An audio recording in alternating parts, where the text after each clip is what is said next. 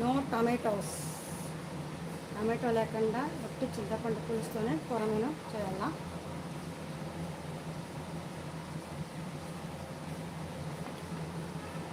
ఇప్పుడు టేస్ట్ బాగుంటుంది.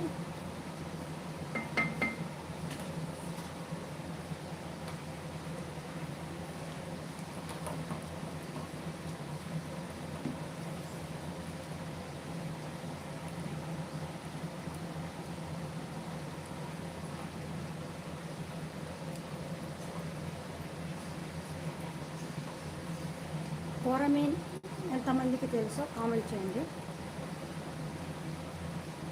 అది బతికే ఉంటుంది. బతికుండే చేపని కట్ చేసి మనకి ఇస్తారు.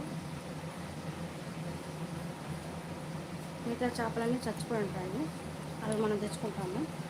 కొరమీను మాత్రం బతికే ఉంటుంది. మీరు అలా టబ్బులో వేసుకుంటారు.